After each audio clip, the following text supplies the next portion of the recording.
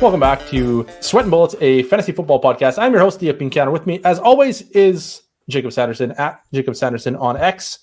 And how are you doing? We have eclipsed week one. We are 1/17 of the way through the season.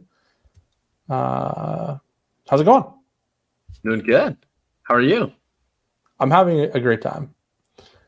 We just finished watching Philadelphia Eagles versus Detroit Lions. Or not Detroit Lions. Minnesota Vikings. May as well have been against the Detroit Lions front office at the very least. Howie Roseman making, I don't even know who the GM in Detroit is, but he Brad Holmes, bro. You don't know ball, dude. You don't know ball. I do not know GM names. That is true.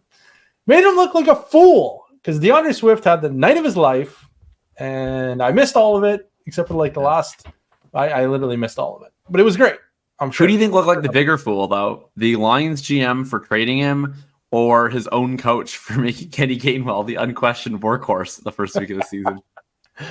I'm gonna assume that was a locker room call. He didn't want to take Gainwell. Like, he's got seniority, so there's a union. I imagine that played some factor into the decision. Yeah. Do you think this was all orchestrated? Like, where it was like, how can I get the better running back the touches, but not alienate my veteran player? I'll let him have all the touches against the Patriots. We're going to beat them anyway. Yeah. And then we're going to find a way for him to develop some sort of fake injury. You know what? And then we can start the season for real in week 2. We need to launch an inquiry. I would like to know where the Chargers' former trainer is. The one who punctured Tyrod Taylor's lung and put Justin Herbert into the driver's seat to be the best quarterback of all time. Like, that guy, he deserves a medal, and he was probably involved in this decision. Similar outcome. So I don't know if you know this, but your camera or something, your lights went out, or you're having a power outage, your flashlight ran out of batteries. I'm not sure what's happening, but you were sitting in the dark. I'm sitting in the dark?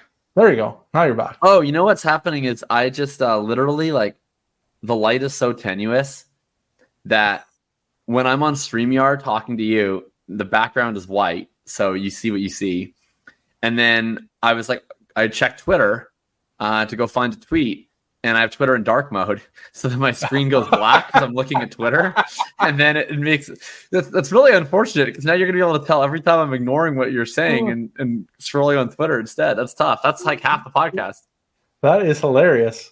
And we should get you some lights. That should be something we put in the budget. I'm on StreamYard. We're getting lights. This is really good for the audio listeners, by the way. I'm sure they're very entertained that within the first 3 minutes of this podcast, we're explaining how dark I look on a screen that they're not watching. Great. Yeah, we were talking in the Discord early Sunday, where it was such a roll. I mean, Judge Swift's entire career has been a roller coaster, and I'm sure that the roller coaster has not yet stopped. But early Sunday, Rashad Penny is named a healthy inactive. And if you're somehow a person who isn't in the Bulletproof Discord and also doesn't subscribe to Thinking About Thinking and also doesn't follow me on Twitter, but you do listen to this podcast, which can't imagine is a super high percentage of our listeners, then you probably think that I still hate DeAndre Swift, which in a large scale thing, I kind of do. I still have a lot of issues with some of the choices he makes in the run game. But as the people who don't fall into that category would know, I did a pretty hard pivot, especially in seasonal leagues late, where there was this weird thing in August. He used to go at the 6-7 turn in best ball leagues. And then we get all this news. It's Gainwell might be the one, but it's definitely not Penny. It's Gainwell or Swift. And then Swift falls into the 8th. And I was look, the issue with Swift is he's not reliable, but he is explosive.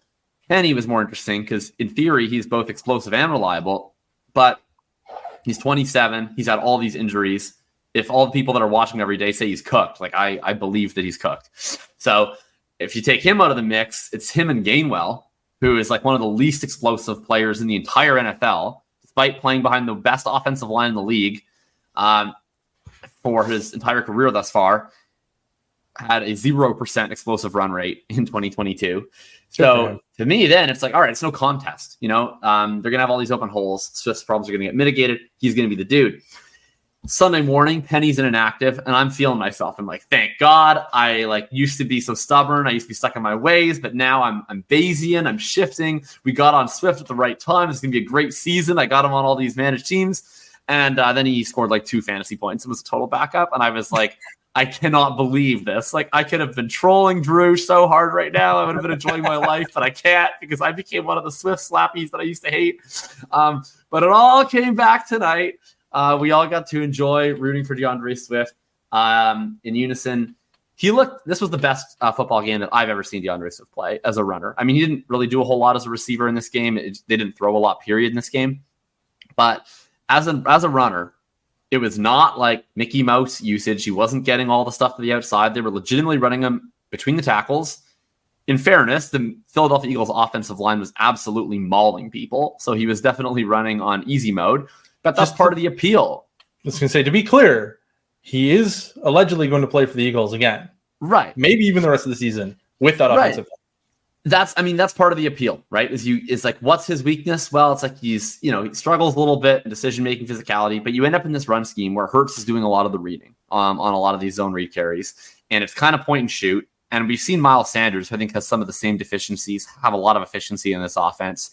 And Swift did it. And I thought he was great. Like, I can't remember very many carries that he looked indecisive or that he bounced things outside unnecessarily.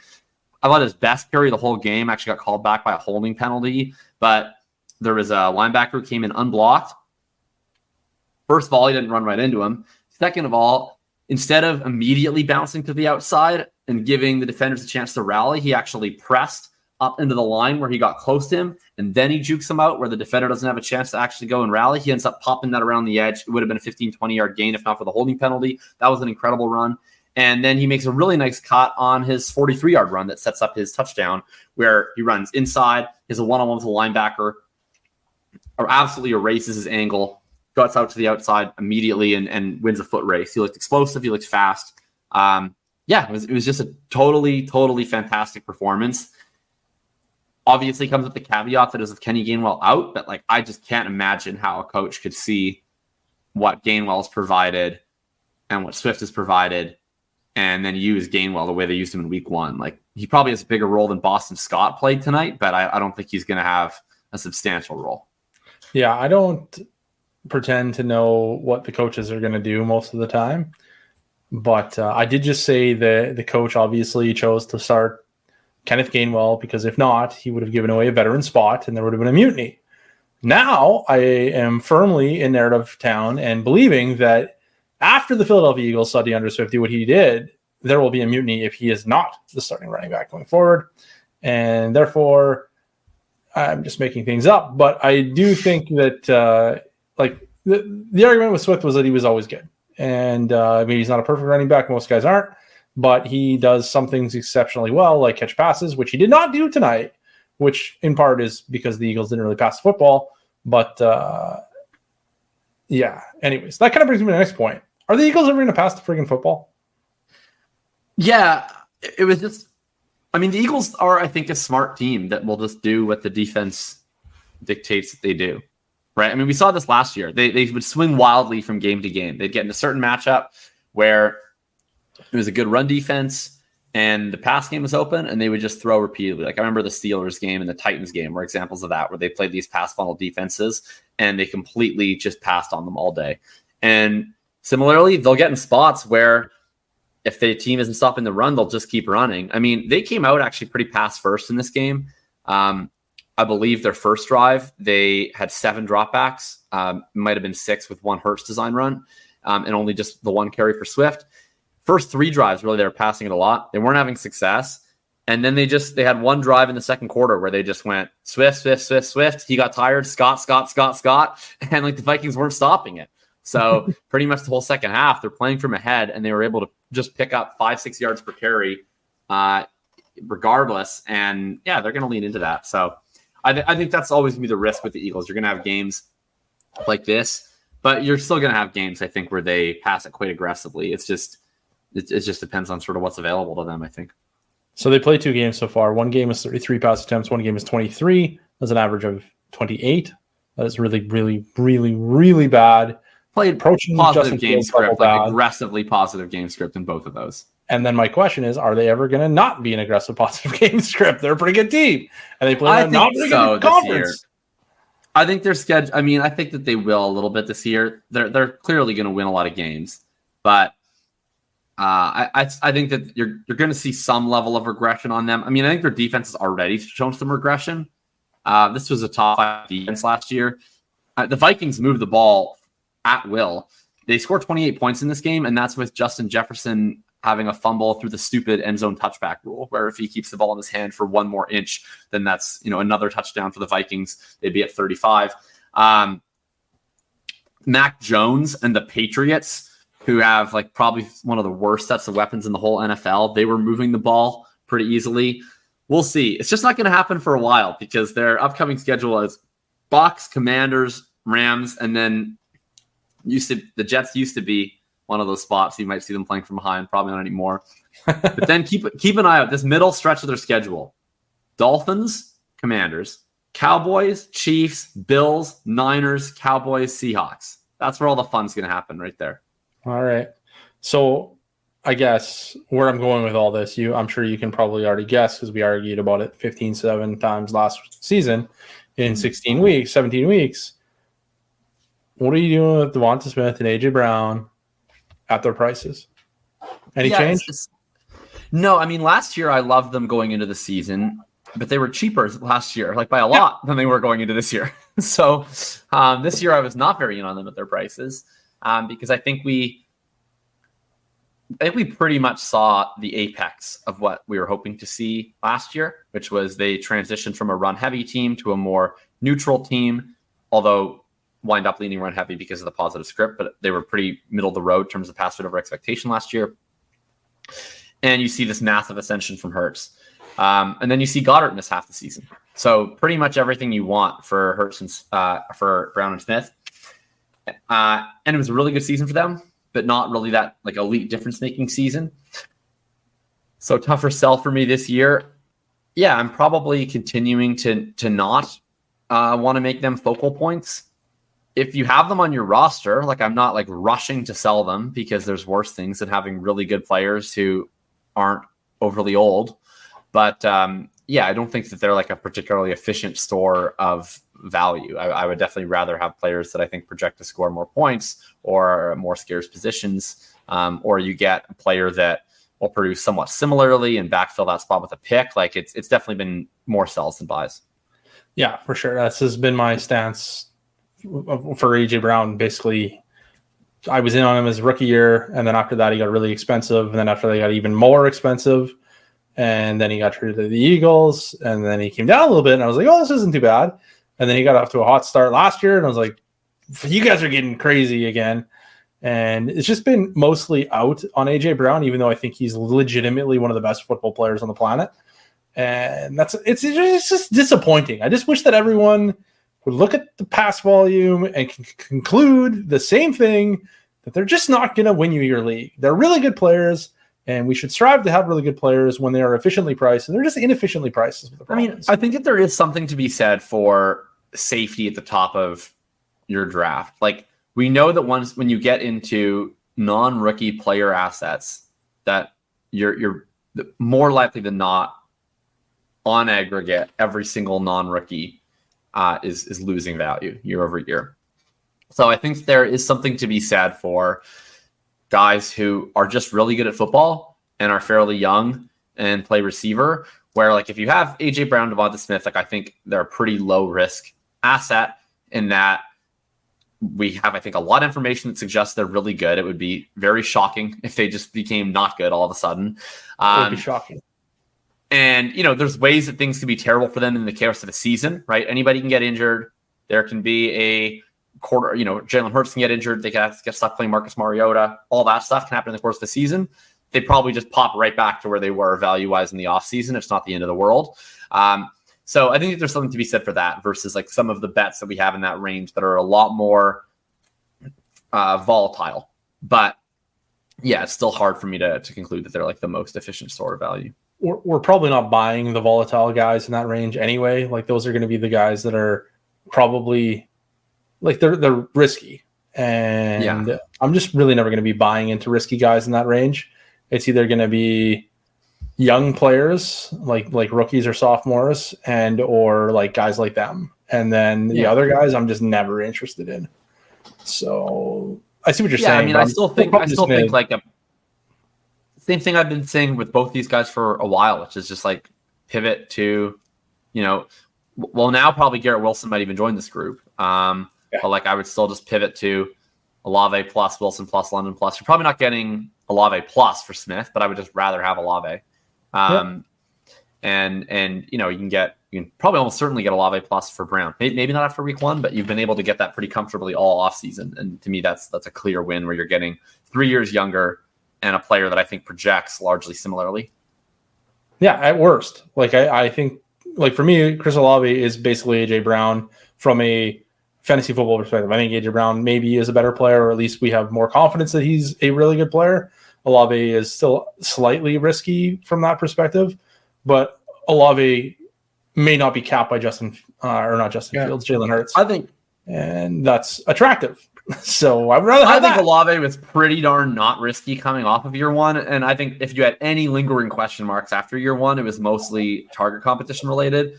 But like he comes out week 1 and he absolutely dominates in a super concentrated passing game with a healthy Michael Thomas, with Rashid Shaheed looking like he's kind of a guy. It does. Yeah. So I feel like we don't really need to have any questions about Olave. Like the question to me with Olave is like, is he a top 10 receiver or top 5 receiver? But it's not like, is he going to fall off the face of the earth? No, he's not falling off the face of the earth. I think through week 5 last year, we knew he was going to fall off the face of the earth. But I don't even think he's going to fall back to being a wide receiver 2. Like I think it's like, is he a low end wide receiver 1, or is this a guy that can push to be that back end first round startup asset? Yeah, that's what I mean. Like, I don't think that we're in a situation where we're going to be sacrificing much, if anything, on production to go from Olave to AJ Brown, or I think Olave has the higher upside right now because he's not stuck with Jalen Hurts and Devonta Smith and Dallas Goedert and now DeAndre Swift. Okay, so another player played tonight that I think is pretty interesting. Jordan Addison, how are you feeling about him after 2 weeks? Really good. Yeah, I mean you're getting an efficient player who has come in and played well in his opportunities. The game just ended when we're recording this, so I don't have like his targets per route run data or anything like that. It ended like less than an hour ago. But fairly speaking, what we've seen over time is that rookies who flash efficiency early in the season tend to get more volume late in the season. Blair Andrews has done this at RotoViz. Rookies that are really efficient on their first season tend to get more volume going into year 2.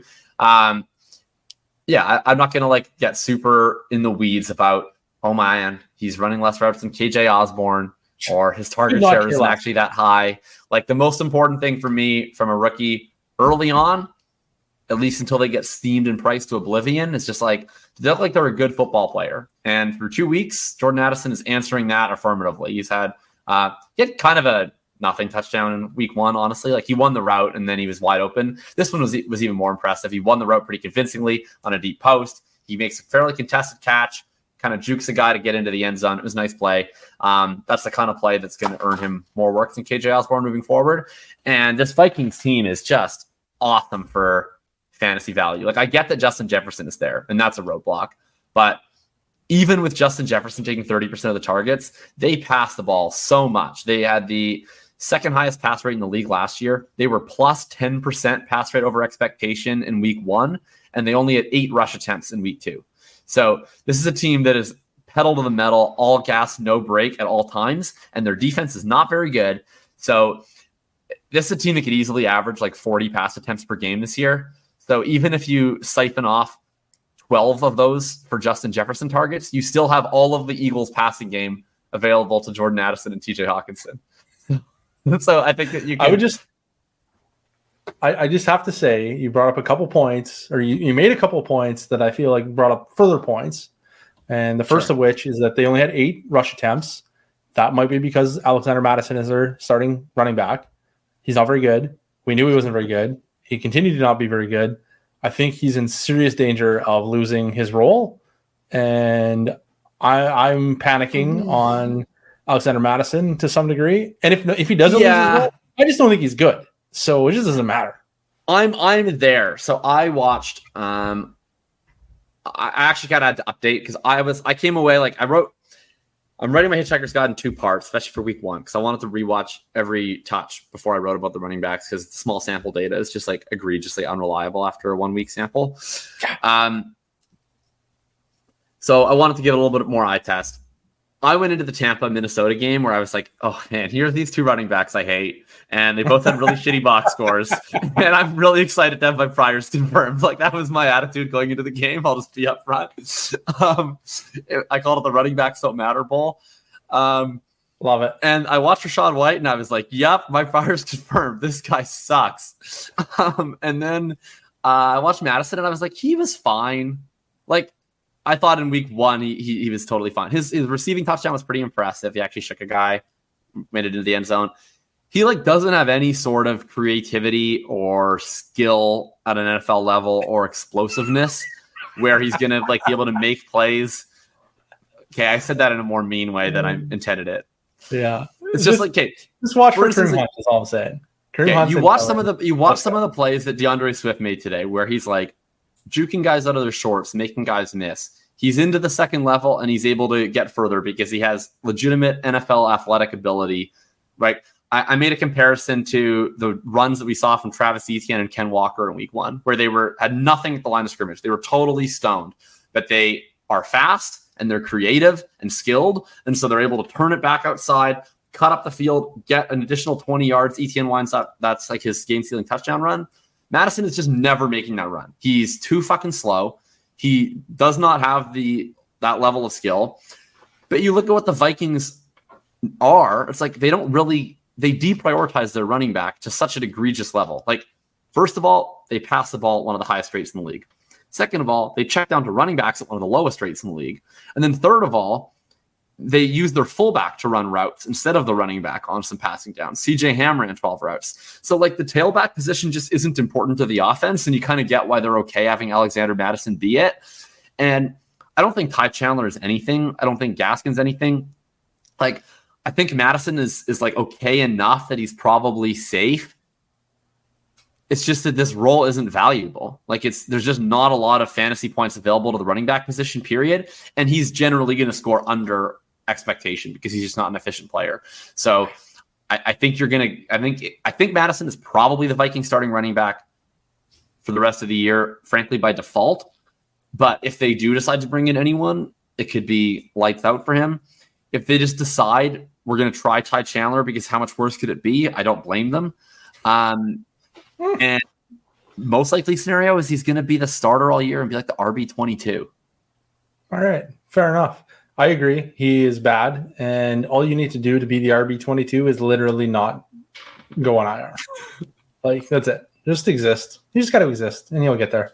Right. The other point that I wanted to make that you had alluded to that I think may have gone under the radar for some of the listeners was you had made the case that the Vikings actually have a bad defense. And what I want to point out is that you are just being swayed because they just had to face DeAndre Swift.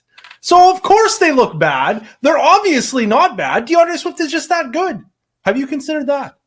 Yeah, it was pretty funny. Like, I saw some people saying that the Vikings had a good run defense based on their week 1 performance. And like, I was busy at work today, so I couldn't get angry about it on Twitter. But I laughed internally because like they just had the privilege of playing Rachaad White and the Bucs O-line, which was like, they're just, I mean, they're going to average 2 yards per carry all year. Whoever, like whatever, when you go into Yahoo and you see like the little green or the little red beside like your opponent rank, like every time the Bucs come through, the next week that defense is getting a little upgrade up the running back defense rankings. That's my stance. Fair enough. All right, that was the least impressive running back performance for the week for me. The broadcast said that he bulked up to 225, which I don't like. I don't like when running backs who are already of sufficient size like add a bunch more weight. Like Ronald Jones added weight and then he was good. Yeah, well, where's he at these days? Or was he? Was he good? I can't remember. Like the whole appeal. Actually, you know what? He did the Alexander Madison thing. He was healthy for a whole year and finished as like RB20. And people were like, we got an RB2 season. Like, literally, the qualification is don't die. That's the only qualification. Yeah. He just, to me, the appeal of Rachaad White, if there was any appeal, was like size, speed, pass catching, because he's just not refined and he's not elusive. But he looks slow. Like, I thought that the weight probably made an impact. I caught that in the broadcast. I thought it was immediately a red flag, and he was getting caught from behind. He was dancing around the line of scrimmage like a lunatic. You didn't have any momentum. He was just constantly getting cut off at the legs. The broadcast was almost begging for Sean Tucker at one point. Like, there was one point where they just couldn't run the ball, and they were like, someone needs to step up. I'm not sure if it's White. Maybe it's Tucker. And it was crazy to me that like an NFL broadcast would be like, maybe they got to just feed this UDFA. In his first game in the NFL. And then the other signal to me that was really interesting, Sean Tucker only runs 5 routes. Rachaad White runs 21. So he's the clear receiving back. But Tucker's first series, they immediately call a screen pass for him, which was pretty telling to me. Because like that's not as much of a receiving thing. It's more like a weak explosive play in this offense thing. And the fact that they choose that for one of Tucker's snaps is pretty darn telling to me when that's just simply a choice that you're making. It's like we can call the screen pass with anybody, but we're calling it with Sean Tucker. I don't think Madison's safe, but I think that Rachaad White is the first starting running back to not be a starting running back in short order this season. The first to go. I don't actually remember off the top of my head now. Did he get a lot of passes? No. 2. Fascinating. All right. Well, yeah. RIP for Rachaad White, and I hope you didn't draft him, and certainly neither of us told you to. So I regret nothing, and I apologize to absolutely nobody. And moving along, so we just had week 1. This is actually, we were supposed to record last night. My internet had a problem. I had to call the repairman. It cost me $700 to fix. I'm livid about it. Nevertheless, here we are.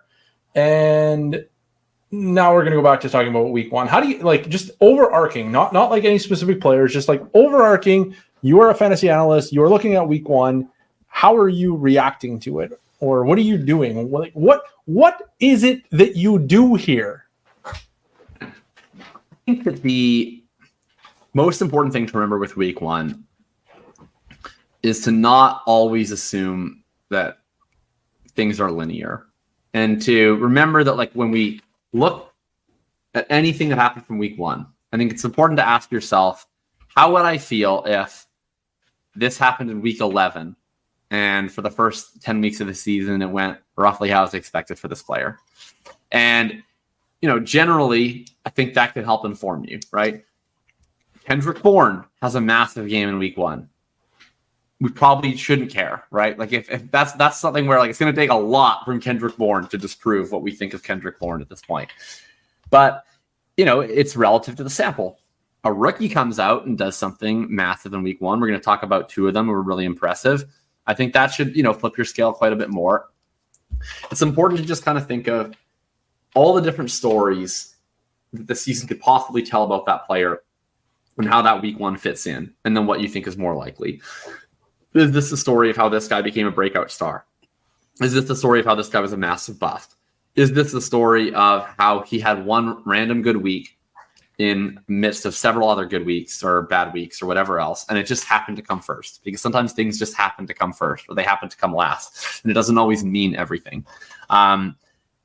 We'll talk about it when we get into Cam Akers, but I thought that was an example of this offseason where everybody needs to have an explanation for everything. And with Akers, it was kind of easy because there was a very plausible explanation of the Achilles. And it was like, what if he just finally pieced it together, right? What if the Akers we saw in the last month is the only Akers? And to me, it's a balancing act. That's one possible explanation. The other possible explanation is that he's just been a mostly mediocre, injured timeshare running back who happened to have a really hot stretch, and it happened to be the last thing that we saw. And which of those we should action probably just depends on what the cost is, right? And that's ultimately what I've come down to for everything from week 1 is like, whatever the most optimistic scenario is, or pessimistic scenario is for someone who really surprised you in week one, how is the market reacting to that? And if the market thinks that it's very likely to be the true scenario, probably going to be on the other side of it. And if the market isn't really buying into it, then I'm probably willing to buy into it a little bit more. Yeah, I think that's totally fair. It's similar to how I do it. I'm pretty much like confirming priors in week one way or the other, and just ignoring what doesn't go to plan. So like we're going to talk about them later, but like Drake London, Kyle Pitts in like a 15 pass offense, I'm like, I don't care. They're good players. It's going to happen. T. Higgins getting 0 catches on 7 targets or whatever. I'm like, I don't care. Joe Burrow throwing for 82 yards or whatever it was. I'm like, I don't care. None of this stuff matters to me. What I'm looking for is the players that I don't have a strong, what's the word? I don't have a strong prior on. So I'm like, I wanted to see how this guy did because I didn't really know. I didn't really have a strong take either way. Yeah. And, look at what he did. Well, that's interesting. And nobody seems to care. That's even more interesting. Maybe I will go after that guy. Or, the reverse where, look at what he did. Oh, everybody really cares about that. I don't care about it nearly that much. I'm hard passing on that one. If I got him, I'll sell him. And it's like I said, it's really the high and low end where I'm pretty locked in. Nothing changes. I don't care if they put up 300 yards or they went for, I don't know what Brandon Ayuk did, but people seem to be really fired up about that. I'm like, 8, 129 and 2. I'm like, that's a totally normal outcome for Brandon Ayuk. There's nothing that changes my opinion here. I'm really happy for him. Don't care. That's a great example, right? Where it's like, we already know that the 49ers, like what we've already seen coming in the 49ers, that anyone could have told you at the end of August was like, it's an offense with 4 really explosive and efficient pass game weapons. And in any given week, one of them can be at the top of their position group. And that and that can be a different guy every single week, but every guy is live to do that every single week. And so then you have to ask yourself, coming off week one, like, if this performance came in week 14 of last year, everyone would have been like, wow, great week for Brandon Ayuk. And like nobody would have really changed their long-term outlook on Brandon Ayuk. Yeah. Whereas because it happens in week one, you have to ask yourself, is this telling us that this is a new 49ers offense and that it's going to be Ayuk every week? Or is it just like we literally know any of them are capable of being the guy, and we know in any given week someone kind of has to be the guy. And so this week Ayuk is the guy. Yeah. And maybe now he's always going to be the guy, or is it just that all the things that we already knew were true are true? And again, it depends on the cost. Like, yeah, I'm putting my Brandon Ayuk's on the trade block. And if anyone wants to, what I sell for what I would have sold for like the previous week? No, I probably want a little bit extra. He just had 36 fantasy points. Throw me an extra 2 on top. Yeah. But if someone's like, no, Brandon Ayuk is the dude, I'm moving up an entire tier off this game, I'm sending you, first and 2 seconds. It's like, yeah, okay. Like we'll move off Ayuk for that. And if I'm wrong and he is the guy, we're insulated a little bit on that. We're fine if we sell him for that. And if we're right, we'll probably be able to buy back later at a better price someday. Yeah. Yeah. So that's like I said, that's kind of what I'm looking at is, what are my priors? Are they strongly held? If they're strongly held, then nothing matters. If they're weakly held, or I'm just like in the middle, like I don't really know about this player, I don't have a strong read on the situation, I'll see what happens and go from there, then I'm more willing to adjust. For sure. And we're going to talk about some of those guys as well, where it was like, man, I don't know, but I like what happened, or I don't know, but I sure don't like what happened. So yeah, without further ado, unless you have further ado, no further ado for me. Without further ado, we'll go into week one's biggest surprises, and I'll go first because you've gone first in the past, and it's my turn to go first. And I'm going to talk about your favorite player, and therefore I'm a monster because I took this off the table. To the listeners of the podcast, I just want you to know that I did up the show sheet and then I answered all the questions first so that Jacob didn't get to pick first any times. True. So he got all the leftovers. So number one topic is week one's biggest surprises. I went with Anthony Richardson, player I have rallied against for months on Twitter, in the Discord, everywhere. My argument wasn't that he cannot be good at football. It's that he's really freaking expensive, so he better be good at football. And I'd rather just bet on someone that I already know is good at football at those prices. Like, really good at football, because that's where he's being drafted. Anyways, I kind of thought Anthony Richardson might be the worst quarterback we've seen get drafted in the first round ever from passing perspective. I thought we might have a week one, in which case it might have been better for Anthony Richardson to just simply spike the ball and try to throw it to a receiver. That didn't happen. He was like, I'm not going to say good, because he definitely wasn't good. Let's not get carried away. He was not a good NFL quarterback, but he was a bad NFL quarterback, and that's a notch above what I expected. I thought he would be like a janitor. Like, I didn't think that he would be able to complete a pass, and he completed quite a few. They were in and around the line of scrimmage. Like, he only had I just did the rookie report. I don't have it in front of me for the patrons. And the Discord, by the way, sign up for patreon.com/bulletproofff to get all of the stuff. But I just did the rookie report for Anthony Richardson. His ADOT, I think, was around 3 or 4, which sounds about really embarrassingly bad. But he completed a lot of passes. They let him pass a lot. That was one of the biggest things that I was excited about. I don't know if you're a long-time listener to the podcast, you may remember last year around this time, or maybe it was a little bit later into the season, but it was fairly early. Jacob and I were talking about Justin Fields and what the Bears need to do to develop Justin Fields, and how they have betrayed every Bears fan in the history of the world. They're betraying buried grandparents, great-grandparents, 6 generations ago, parents of Bears fandom have been betrayed. And it was unfair because Justin Fields obviously was not a very good passer. And then they took that and said, hey, you know what? We're not going to win football games if Justin Fields passes, so let's not let him pass, which is completely contrary to what their goal should be, which is develop Justin Fields. The Colts went out and they said, we're probably not going to win games. We're okay with that. Anthony Richardson passed the football. And they let him pass 37 times in the first game.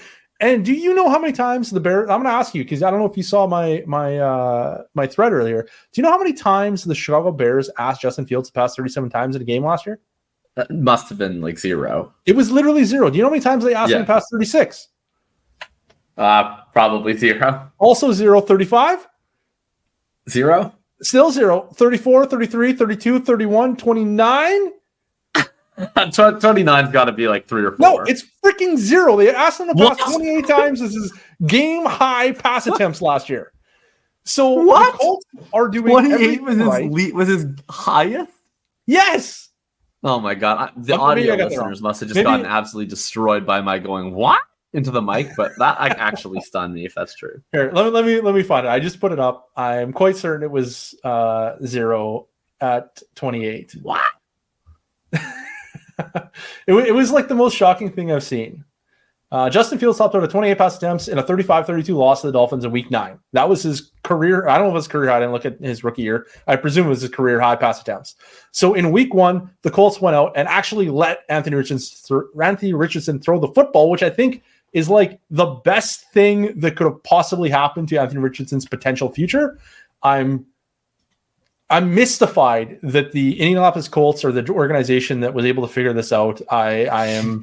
I'm beside myself with shock. I'm shocked. I'm awed. I'm all of it.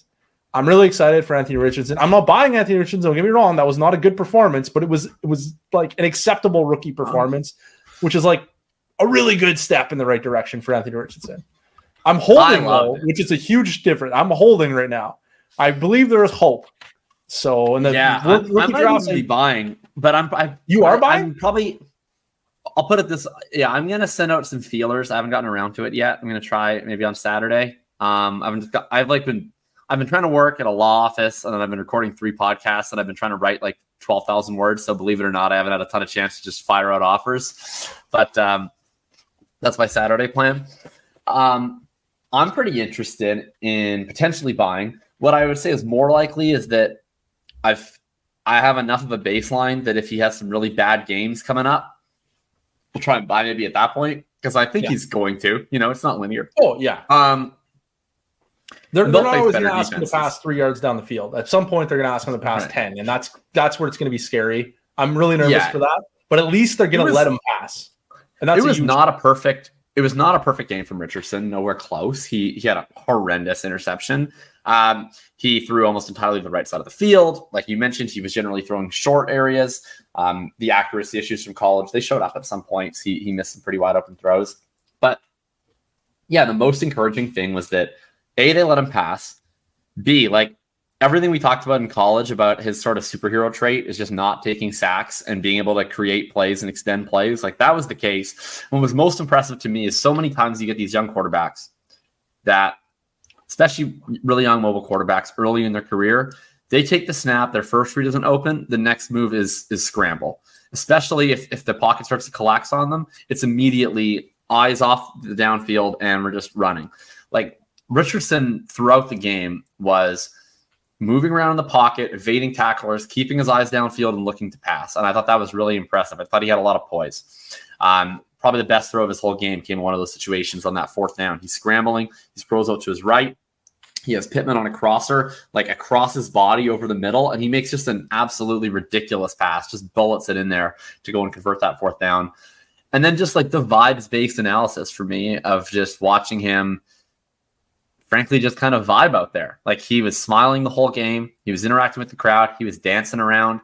When he made mistakes, like he was usually like taking it in stride. He was smiling. He knew where he was. You know, I was watching just shots of him on the sideline, talking with Shane Steichen in between plays. And like, it just seemed like he had a really good approach. It seemed like Steichen had a really good approach where they were going to enjoy this moment together of their first game as a coach and as a quarterback. And they were going to learn at each moment and they weren't going to press. And yeah, it was exciting to see them go out and pass the ball, right? It's a whole philosophy thing of like a team that's willing to learn and willing to make mistakes versus a team that's trying to avoid the possibility of him making mistakes. And I think that that's really encouraging for his development, right? You want your quarterback to feel confident and relaxed and like he has the opportunity to make mistakes. And it was cool to see that they were willing to do that.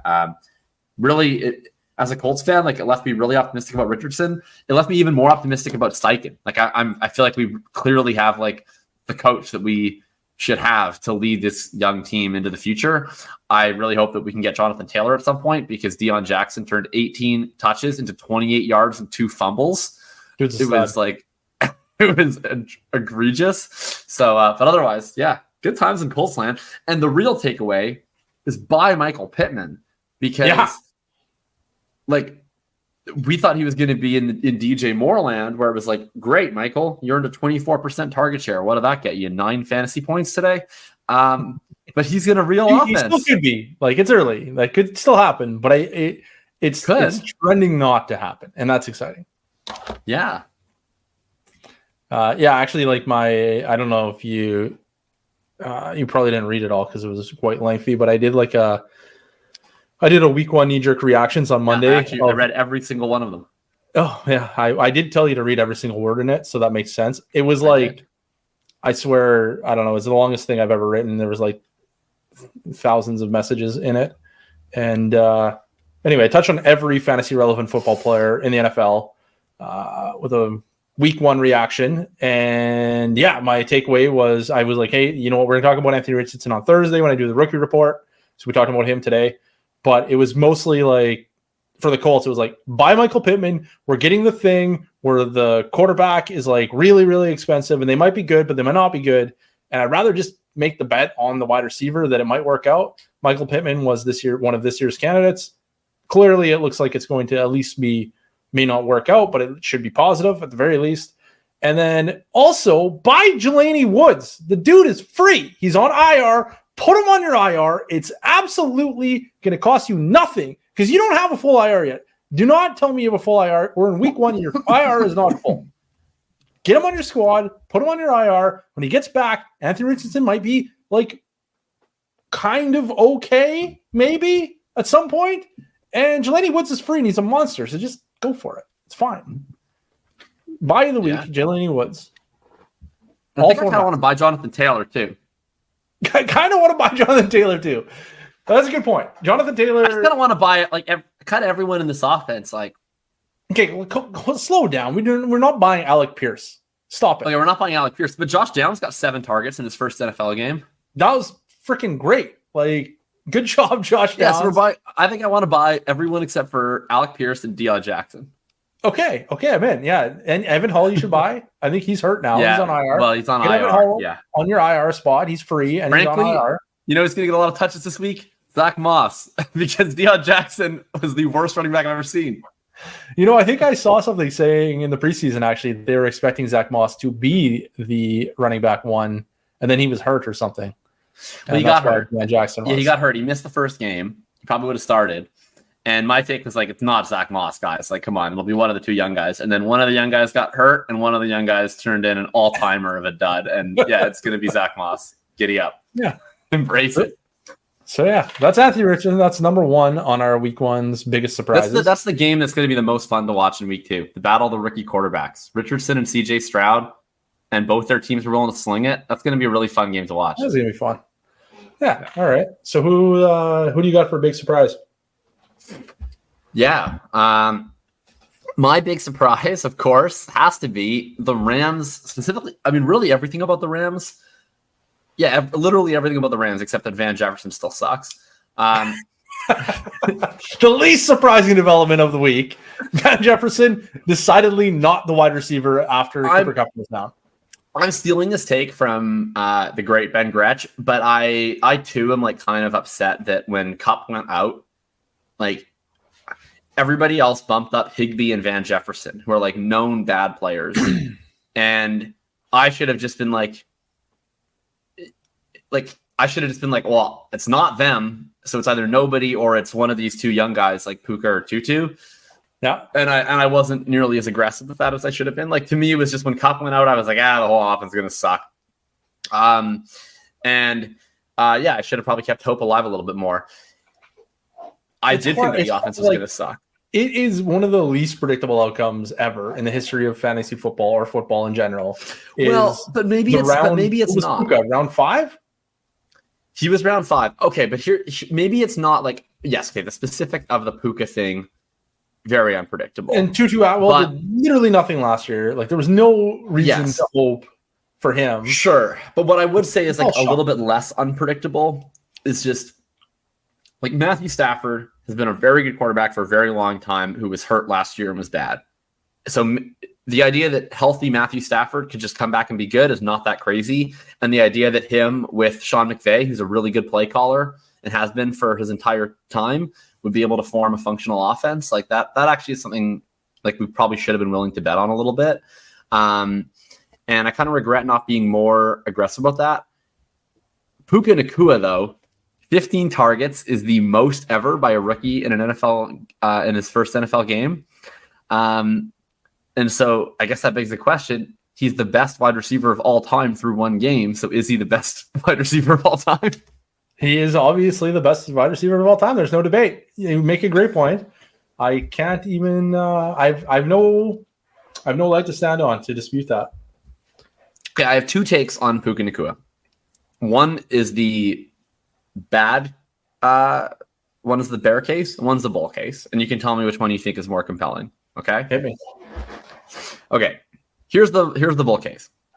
This is once again stealing from Ben Gretsch's article. Admittedly, I just did not do enough work on Puka as a prospect because I'll just be straight up. Unless someone puts data in front of me that tells me that a day 3 wide receiver is more interesting than a typical day 3 wide receiver, I tend to just ignore them, which is probably a leak on my part. But day 3 wide receivers are already such a low hit ratio, and usually we get a lot of information on them ahead of time. Guy like Amon-Ra St. Brown, kind of a different story, where it's a guy that we were all hoping would go early and then doesn't. Versus Puka is a guy that a lot of people I don't think had even ever heard of. Certainly some people in the film community were all over it. But transferred away from Washington, goes to BYU, ran very few routes, was never a full-time player in college, which to be clear is bad. But interestingly, had over a 2.5 yards per route run and over a 30% targets per route run throughout his college career. That's pretty impressive target earning ability, which is at least something. It's a lot more than most really terrible college wide receiver prospects have to offer. So that certainly is pretty encouraging. The bear case on Puka is Puka, as I just said, most targets ever in a rookie's first game since 1992, which is when targets became a stat. It's from Scott Barrett. There are 6 other players who had 13 or more targets in their first NFL career game. That's Anquan Boldin, Antonio Bryant, Kembrell Tompkins, Sean McDonald, Rashad Green, and Des Bryant, which is 3 round 1 or round 2 picks, 3 round 3 or later picks, and the 3 round 3 or later picks literally did absolutely nothing of note in their NFL career, despite seeing 13 plus targets in their first NFL game. So you would think that 15 targets in your first NFL game is extremely predictive, given everything we know about rookie breakouts. But it is entirely possible that Puka Nacua winds up joining the ranks of Kembrell Tompkins, Sean McDonald, and Rashad Green as their first game ever was by an absolute mile the best game ever. Yeah, I will push back rather forcefully on the Puka Nacua had an interesting profile. I mean, sure, he had an interesting profile if he was a day 2 pick, but we see tons of players that look a lot like Puka Nacua on day 3, and they all suck. So I don't think there's a lot of excitement there. However, most of those guys don't go to put up 15 targets in the first game. So you combine the good, bad profile, or good-ish. It wasn't great. It wasn't a great profile. It was interesting. No, it's a bad profile. It's a bad profile that had like something you can kind of tell yourself a story on. Yeah, you can tell yourself a story on it. It's like at a base rate level, it's a terrible profile, but it is like an interesting profile. Now knowing that he had 15 targets in week 1, now I'm like, oh, actually, you know what? Maybe there was something here. But like from a evaluating rookies perspective, I don't think there was anything there that any of us should be. No, I don't think it was like a high percentage bad or anything. Obviously, not. No, and like in fact, is a very, very low percentage bad. But again, you don't stack like okay rookie profile, even though day 3 with 15 targets very often. So I think it's interesting. I saw that Scott Barrett tweet, and I was very concerned about it, as I normally am when we have day 3 prospects. And I decided to throw caution to the wind because I don't know. I don't have a good reason. I'm just throwing caution to the wind. So what? I threw caution to the wind, like in the sense that in my high stakes managed leagues where he was on waivers, I was like, fuck it, I'm bidding 80% of my fab because why not? Yeah. You never even know what you're going to get, right? You never know. Sure. There might never be another good player on waivers the entire rest of the year. So who gives a shit? Let's just see what happens. In Dynasty, you have far more legitimate consequences to your actions. Yeah. So where's the breaking point for you? Obviously, we're not paying a first round pick for him, and obviously we would pay a third round pick for him. So where in the second round pick extended universe are we falling? I would pay a second round pick, and normally I wouldn't say this, but it would depend on my team as to how high I would go. If I was like a very strong team and was like a little bit light on wide receiver, and I didn't feel, and I had already like worked the phones, if you will, to try to get another wide receiver, it wasn't happening, then I would consider doing like a mid, certainly a mid. I probably would never do an early second. No, I would never do early because early you're usually getting a fairly core asset. Yeah. Early, you're going to get guys that should have went in the first round that fell to your second round in your draft. You're not going to always get the same guy, but somebody that should have been gone already will fall to you at some point. Right. And I'm not going to move an early second, I don't think. I would move a mid second in a lot of leagues. I would go for a mid because I do find like once you're a player that kind of flashes something when you're a rookie, like you just sort of have that level of magnetism where like, you know, it's kind of what we were talking about with Romeo Doubs last year, where you get like this two-way magnetism on these guys that kind of come from nowhere. It's like you're like firmly capped where like it would have taken a lot and probably multiple years for Doubs to ever be, and same with Puka, to be like worth more than a first round pick, right? Like look at what Amon-Ra did, and he was still worth like about a first round pick after his rookie year. But you also kind of have this area where like you have enough people that kind of have some priors about you now that it doesn't take that much for someone to then send you a second round pick again. Like Doubs is a great example of this, is where he was a guy that I was like, yeah, you know what? I probably would just buy a first, second round pick and see what happens. And then it didn't work out. I don't think he's very good. He scores 2 touchdowns this week. I was able to move him for a second round pick now. Right? Like, it's like, would I rather have the liquidity of having a second round pick all along? Sure. But ultimately you kind of get out of it scot-free after a free look. Maybe Puka goes full Fulgham.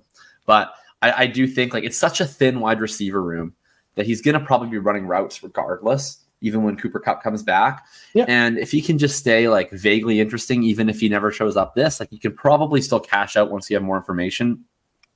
So after seeing some of the stuff in his profile, getting a little bit more interested in him, and then thinking about this through a little bit more, I'm kind of on your side. I think I would sell any second round pick that I don't think is likely to be in the top 3 or 4. Yeah, and I just want to touch on the Travis Fulgham thing. I did a thread on that in the Discord as well because it was something I'd seen a lot of. And like Travis Fulgham literally did nothing for 20 games in the NFL before he broke out. So I don't really equate it. I'm like, he couldn't even get on the field, period. He had 3 receptions or 3 targets, I can't remember, in like his entire rookie season. And then 4 weeks, I think he was a healthy scratch with Philly after he got cut by the Lions or the Packers. I can't remember who he was with first. And then he broke out with Philly, and it was like pretty sketchy and not in the same, like in a similar way, I guess, because it was like everybody else got hurt or sucked. So it was like maybe he was earning the targets, but also like maybe he wasn't because he didn't even get on the field for 20 games. And then, so with Puka, and like I had never even heard of Travis Fulgham before he broke out. Like there was no training camp hypes. There was nobody was talking about him. Puka, I got tons of hype in my timeline during training camp. People were loving Puka. So I feel like he was balling out in training camp. He was okay-ish in college. And then he like erupted in week 1. And Matt Stafford's really good. So like he's not a great fantasy quarterback because he doesn't rush. He's a really good NFL quarterback. So I think it's totally plausible that him and Cooper Kupp just like form a dynamic duo similar to him and Robert Woods. And we just have like a very like maybe he's not a wide receiver 2 this year, but maybe he's a wide receiver 3 or flex and gets a bunch of hype and we can sell him for a first come next offseason. I tend to agree. I also think like McVay's offense is pretty unique in that like there just does seem to be like a certain skill set that really works in the Van Jefferson doesn't have. No, well, Van Jefferson's his skill set's running a bunch of clear out routes and dropping half of them. But good for him. Like it does seem like if you can run those in breaking intermediate routes, that McVay will just spam you, where it's just backside dig, backside dig, backside dig, backside dig, backside dig, and like Harmon when he came out, to his credit, was like this guy has like a really similar skill set to Robert Woods. He's kind of limited, but he wins in these in breaking routes. Like that's exactly what this role is in the McVay offense. And like, I think he can do this. And so it's like, I do think there's kind of a world where even if he's not like that great, I think McVay is just a really good coach at like identifying a few traits in certain players and putting them in the position to succeed and then just kind of spamming those routes over and over again. And I could see a scenario where Puka is good enough at this role that he keeps his role and he wins in this role. Like I think that I think it's a really good spot for him. I think the number one thing that I'm waiting to hear is if he's having lunch with Matt Stafford, because I understand breakfast is taken, but lunch is free. Yeah. So that's true. We're waiting to. Well, but maybe breakfast is open now because Kupp has been in Minnesota seeing a specialist for. That's true. So breakfast has been open. We need boots on the ground in LA to find out what the hell is happening with Stafford's meals, and then we'll know. And then I like another surprise from the same game was Cam Akers and Kyren Williams. Yeah. I mean, that's like, I can't even like victory lap it because I was pretty low on Cam Akers, but I even said, I was like, when I wrote up that backfield, I was like, I come out like a little below market on Cam Akers, but I could kind of see it. And then when I wrote about Kyren, it was like, I think Kyren is going to have a larger role. If you read through the tea leaves, I think he's going to play on these passing downs. He'll mix in. But he has no chance of just like being a workhorse back because he's just not built that way. And so Akers' role is like safe unless Zach Evans takes it from him. And then McVay was like, you want to see about that? And they're like, this 195-pound guy with no athleticism is totally going to be our bell cow back. He wasn't impressive. He was like 15 carries, 52 yards, more impressive than Akers, who had 22 carries for 29 yards. I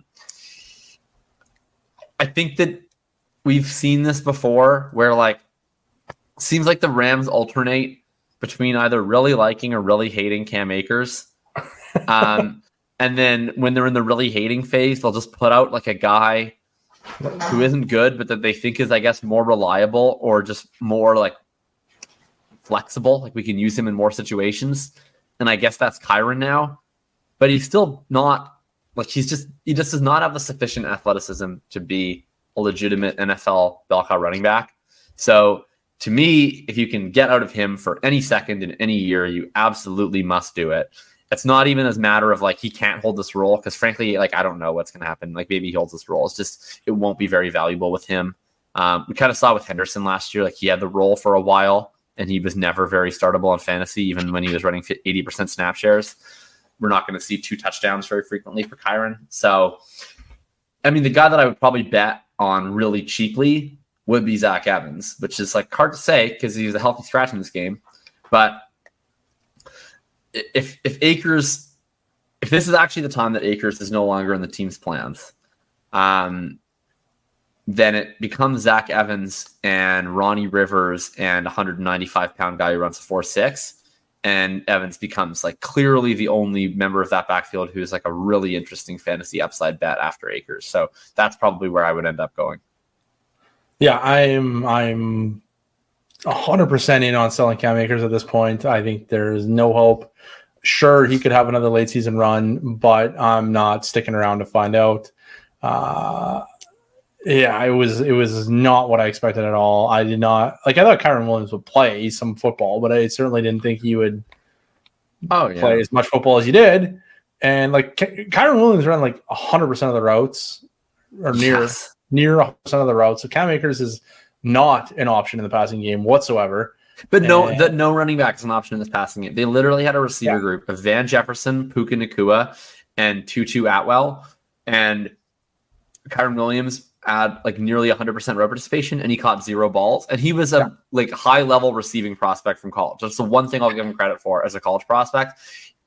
Ever since Stafford has been there with McVay, like they do not throw to running backs ever. It just does not happen. So like the route participation is almost irrelevant on this offense. Yeah, so like I would just sell the entire backfield and buy Zach Evans. I think you're totally right. Zach Evans is intriguing. Yeah, he was a healthy scratch, but he was like a friggin' round 6 pick. Like that's not unusual for round 6 pick to be a week 1 healthy scratch. But considering Cam Akers is probably not long for the team, and Kyron Williams is probably not good enough, and Ronnie Rivers is definitely not good enough, then by process of elimination, there's a chance that Zach Evans gets a shot at some point. Yeah. And I would love to be the one who gets cash out on that. Someone's gonna get hurt, or something's gonna happen, and we just need Evans to get a chance to get on the field. And if he gets on the field, then who knows? Maybe he's brutal, but we just need him to get some sort of shot, and then you never know where it goes from there, because the options are not difficult. We are literally like 3 weeks away from the 1-year anniversary of the Cam Akers trade request. So like I would not be shocked if that came up again.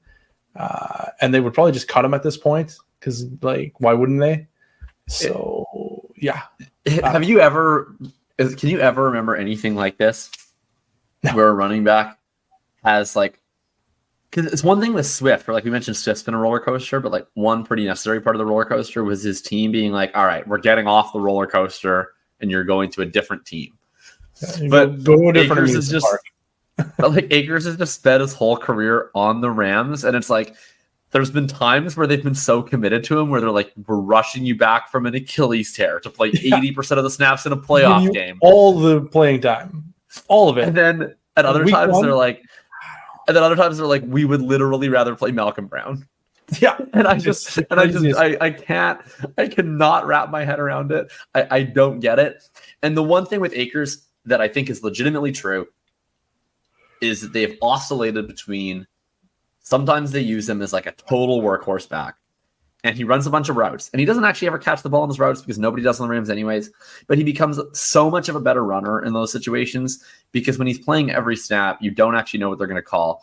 But they got into this habit last year, and they were doing it again today, where they only play Akers on the run plays, and it's insane. He had 28 snaps, and he got to carry on 22 of them.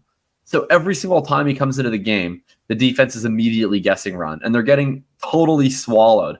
So they got to make up their mind on Akers. If they think he can play every down, play him every down. You're actually going to get a more productive runner. And if they don't, just never play him. But there's no point in doing this goofy thing where they're like, we're going to play one back and be a functional offense. And then we're just going to like donate these carries by bringing in Akers, telling the defense what we're going to do. And then he has no chance. It's so stupid. Yeah, it's ridiculous. Sean McVay, boy genius / idiot. And he's a smart dude, but the stuff he does with Akers is totally inscrutable. And I don't understand it.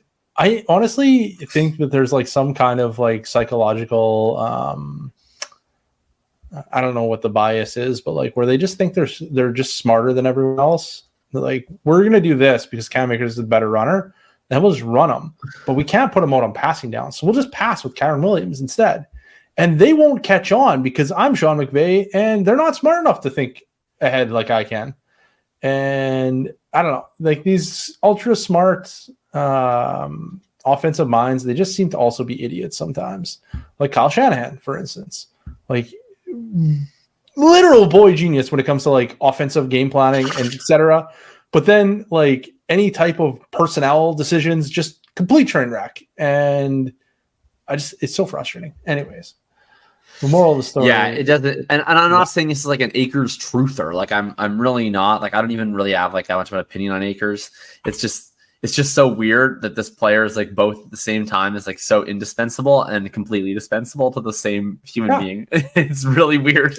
I just wanted to make up his mind. Like I feel very similar about Cam Akers. Like I really liked him as a rookie. Like loved Cam Akers as a rookie. I was like, oh man, like this offense, like this is one of the best offenses in football. And he's a pretty good prospect, and this is going to be great. And then he tore his Achilles tendon. I was like, hey, it's over. Like, we're just going to hold until he comes back, and then we'll sell.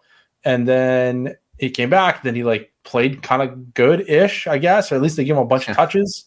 And I was like, wow, maybe. Right. And then I've just been kind of, like, lukewarm ever since. Like, never all in, but never all out. And now I'm finally all out. And it probably should have been a few years ago, but they just kept teasing us. Probably He's too like late. I mean, stretches of dominance. A little too late at this point, I'm thinking. All right. So, scariest performance from week 1. Who do you got? For me, I'm staying in that exact game. It's Geno Smith.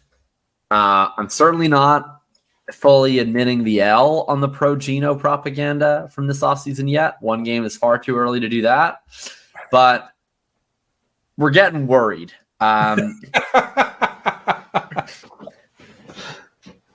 Week 1 is weird. Division games are even weirder. But the Rams are not a talented defense. And they could not move the ball against them. I was stunned what happened in the second half when they end up getting blown out in this game. DK Metcalf, Tyler Lockett, JSN, Ken Walker, and continuity in coordinator, and it was just not a functional offense. So definitely concerned about the possibility that Geno turns back into a pumpkin. I don't really have any deeper analysis on it than that. He passed for 112 yards against the secondary with a bunch of players he can't name. Yeah, I saw my write-up on him was short and sweet. Monitor the situation as things went all caps poorly in week 1 for Geno. 4.3 yards per attempt with 3 stud receivers and Noah Fant is pathetic, 59.5. Passing grade on 112 passing yards. I could not be less thrilled. Sell if you were on the fence. Punt if you were already punting. I want nothing to do with this guy. Hard out. And that's my priors were hard out. Like I'm never going to be the guy who buys into the one-hit wonder or like it's too early to say one-hit wonder, but the out of nowhere hit. Like I'll like ride the wagon the rest of the season, but when that season ends, I'm out. Like it's time to move on. There's too much risk here, and I'm terrified for Geno. You're terrified for Geno. I'm terrified. I sold one Geno share already. Actually with a patron, I believe, Bindles. And it was kind of wasn't as much even of like a sell Geno, but it was kind of a happy accident because I kind of wanted to reduce my position. I had a team that was pretty thin at running back, and I lost J.K. Dobbins, and he had a team that's pretty thin at quarterback, and he lost Aaron Rodgers. So we were like, all right, we're a match made in heaven here. So I sold him. He proposed Geno for Dameon Pierce straight up, and and I was like, I'd probably do that, but I got Geno, Hunter Henry in a third for Pierce in a second, so I felt like I was slightly insured there. But we'll see. It's gonna be an interesting game. They play the Detroit Lions this week, and that'll probably be one of. I think the Seahawks offense is one of the most high stakes things to watch in week 2. Where if they're bad again in week 2, I think it's like a 5-alarm fire for Geno and everyone in that offense. Yeah, at this point, I would be out on Geno. I'd still hold on to everyone else, like in Dynasty anyway. Like I'm not like panic selling anyone. So I think if Geno is like mediocre to poor, they're going to be quick to move on. Yeah, I mean, for Lockett though, like it's now. It's now. Now's the time. let me back up. Lockett, I'm panic selling. Metcalf and JSN, like they're fine. JSN, I still feel like JSN is whatever. But I'm like kind of fine with it because I don't think he's going to lose much value no matter how bad the season goes. Well, that's not true. If he put up 0 for the rest of the season, he would lose value. But I don't think he's going to put up 0. Like I don't think he's that bad, and I don't think Geno's going to be that bad that he's going to make JSN take zeros. But yeah. Anyway, rough outing for Geno and company. I will. Do you have anything else to say? No, I don't. I don't have anything really profound on that. He just sucked. Do you have a take here? On Geno? Yeah, you do. No, you have a scariest performance guy. Oh, yeah, I have a scariest performance. I'm terrified for my dude Christian Kirk. Absolutely terrified. Wasn't that into him this year anyway, but he'll always be my dude because he was my dude for many years. Right. I just want to see him flourish, and he did anything but in week 1. In fact, I would say he was the anti-flourish. He was really, really bad. He got replaced by Zay Jones to some degree, to all degrees. Yeah. Zay Jones was literally the number 2 wide receiver, which is not a real thing, I didn't think. I did not see that as a plausible outcome. I thought this was going to be more 1A, 1B than like 1 and then like 3 tiers and then Zay and then like another tier to Christian. Like I didn't see that kind of. It actually wasn't that. It was actually Ridley and then a few tiers to Zay and then a little bit more to Ingram and Etienne. And then buried under that was like 3 piles of dirt. And then it was like Christian Kirk hanging out with Jamal Agnew. Yeah, it was rough outing.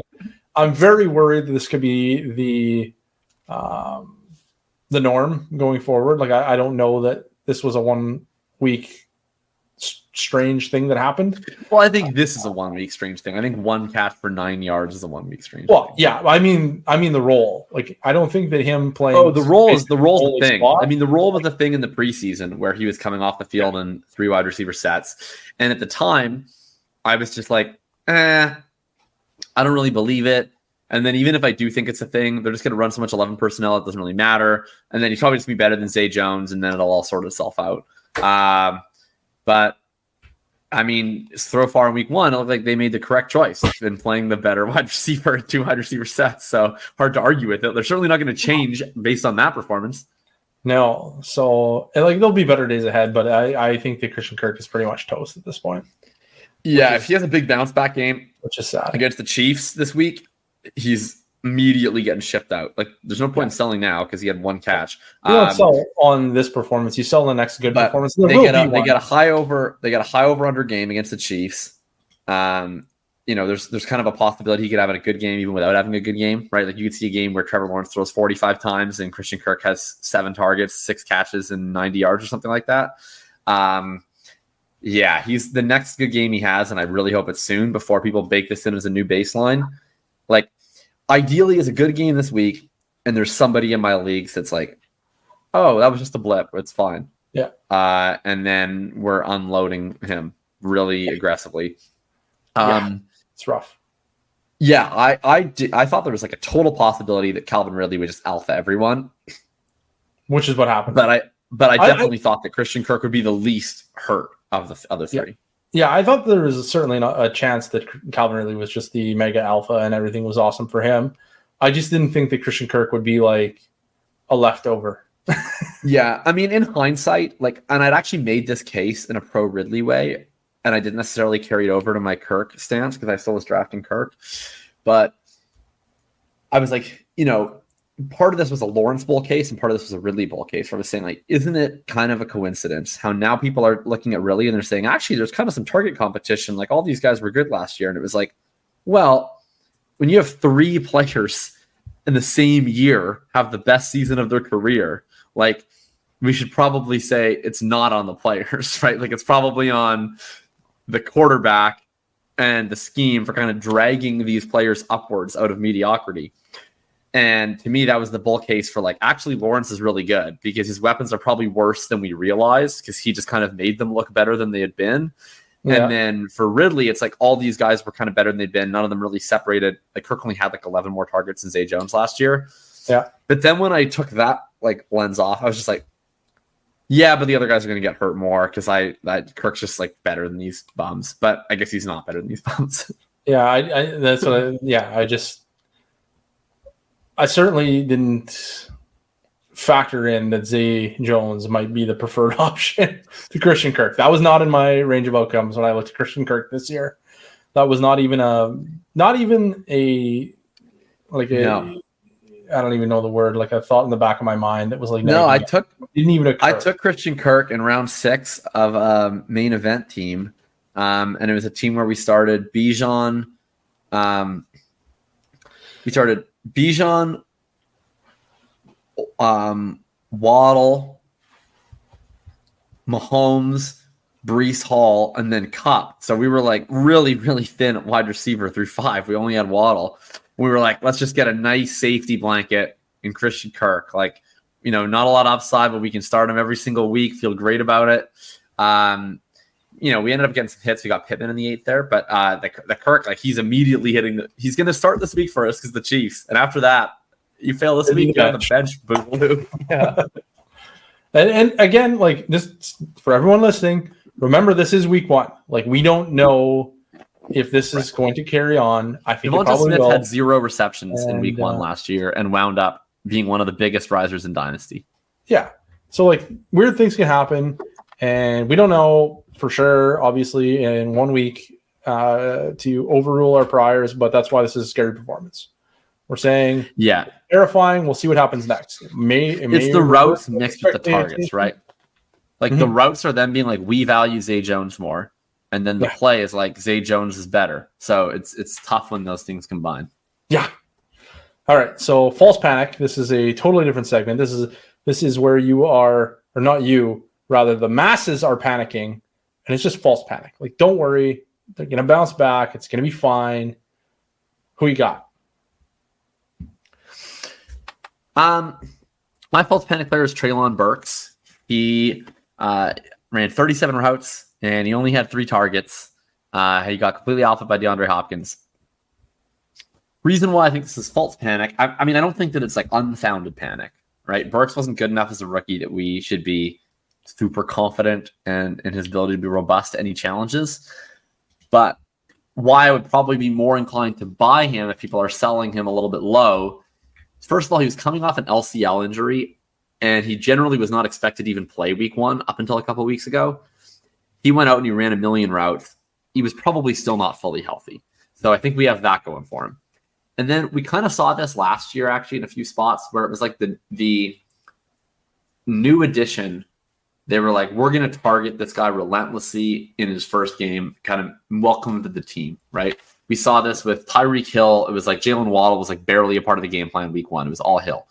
A.J. Brown, it was all A.J. Brown. It was barely any Smith in the game plan. So I wouldn't be surprised if like Burks missed a lot of practice time. They want to get Hopkins integrated. I think as their offense moves along, the fact that he was running all these routes is a good sign for him, and probably we'll see a little bit more out of Treylon Burks. And then you also get the benefit of where Hopkins is now dinged up. He might not play this week. And, you know, Burks could easily step back in and start alphing Nick Westbrook-Akine and the rest of these goofs in a really fun matchup against the Chargers. So that would be probably the guy that had a bad week that I am holding the line on or even potentially trying to buy. Yeah, I'm into Treylon Burks. I think, I'm not overly concerned about his week 1. I think he's a good player and he'll find his way. I think shiny new toy syndrome is very, very common. And that was DeAndre Hopkins this week. And I think it's Treylon Burks' wide receiver room for the long term, and I'm in. So no panic for me. False panic I picked was the Atlanta Falcons duo, Drake London and Kyle Pitts. Tons of panic out there right now. And I would just like to say that the panic is warranted to some degree. Like there was a chance, and like the appeal to drafting Drake London and Kyle Pitts this year was, what if Desmond Ridder is good? Like what if that happens? And because he was a sophomore, it's hard to say for certain that he was going to be bad. He's probably going to be bad because most day 2 quarterbacks are bad. But there was a chance. There was an opportunity where it could happen. It did not happen. So that means that Drake London and Kyle Pitts are probably not going to win your league. That's not going to happen. That's not in the range of outcomes anymore. However, they're probably not going to be unstartable. Like they're still going to be probably in the wide receiver 2 range for Drake London and Kyle Pitts to be tight end 1. They're just not going to win your league, and it's fine. Every player isn't going to win your league every year. And in Dynasty especially, you just need to hold on to these guys. I'm not going out and buying them by any stretch today because they're not going to win your league this year. And it's probably going to be rocky the rest of the season. And the masses have shown a giant overreaction in week 1.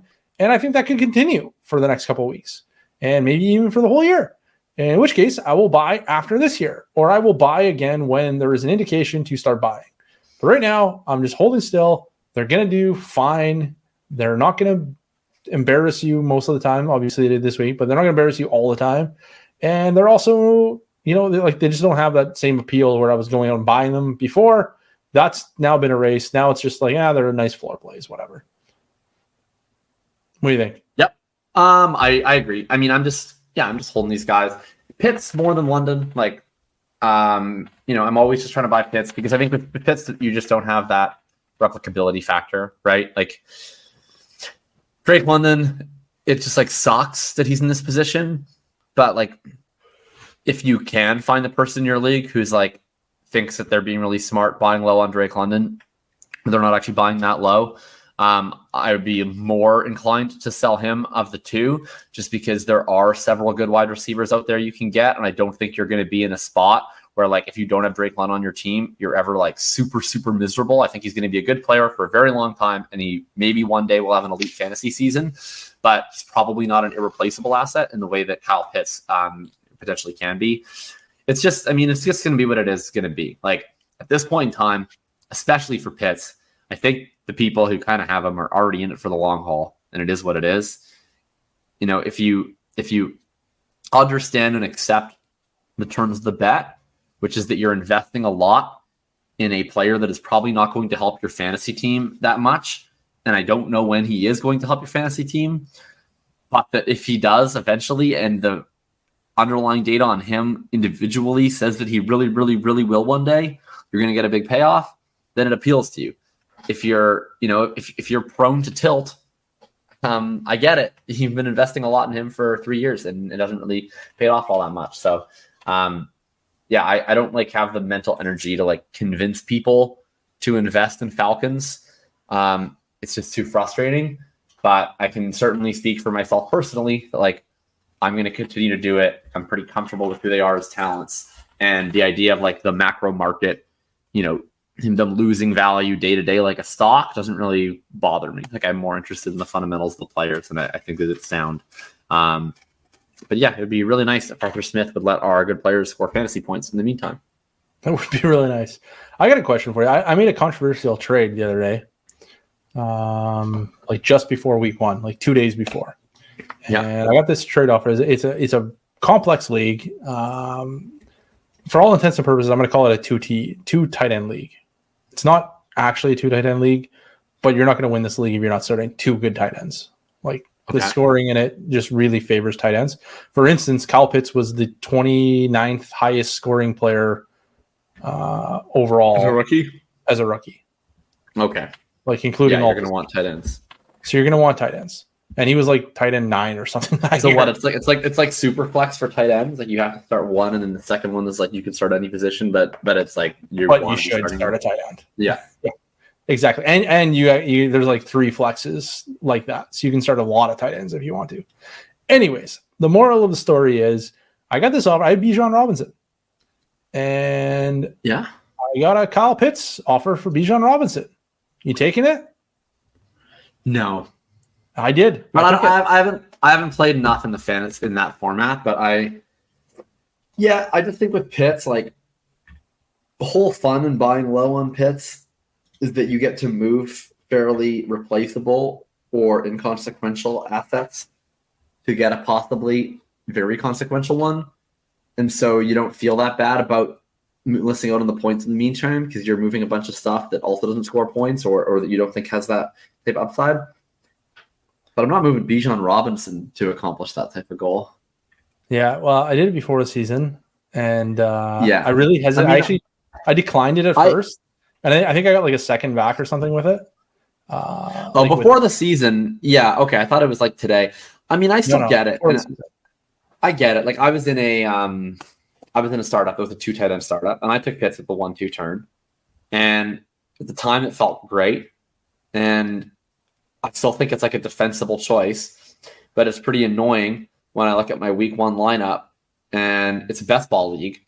So it's a 2 tight end best ball league, and Noah Gray makes my lineup, and Kyle Pitts doesn't. That doesn't feel great. Yeah, that's rough.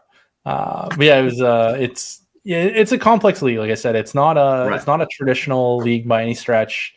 The scoring throws it for a loop. Normally, I would have smashed no, but I got the second on top, took Pitts, and now I'm sad. But prior to week 1, if things might have turned out differently, I wouldn't have been as sad. So we'll see. Yeah, you know what crazy sucks? We'll see. So Kyle Pitts had a 26-yard catch called back by a Drake London penalty in this game. And if that catch does not get called back, he would have led all tight ends in yards this week. There you go. By 60. Can't. I mean, he's still good. He's still good. He's still really Arthur good. Smith, man. Arthur Smith is just. Yeah, like in 20. I just want him out of our lives, man. And we're not going to get him out of our lives anytime soon because they have such an easy schedule. They're going to win like 9 games, and he's going to still be the coach next year. It's infuriating that this guy is just completely burning through the contracts of Kyle Pitts and Drake London. And all he wants to do is just win ugly ass football games, not contend for anything. And the greatest joy in his life is getting to make fun of fantasy football in press conferences. Like that's all he lives for. He's just like, Drake doesn't care. We want to know.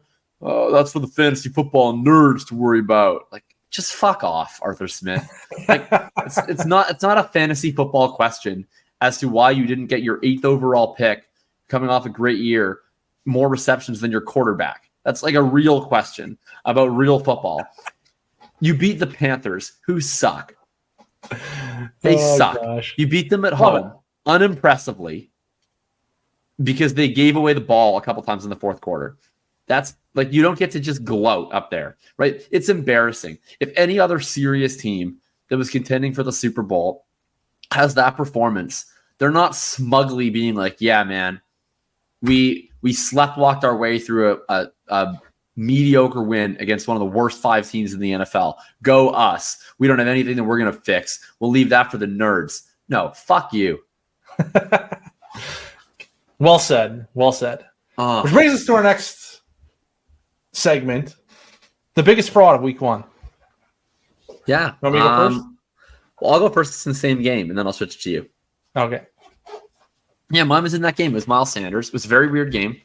Falcons only ran 51 plays. The Panthers ran 77. So this is kind of a stick to priors, I guess. It was a player I was fading.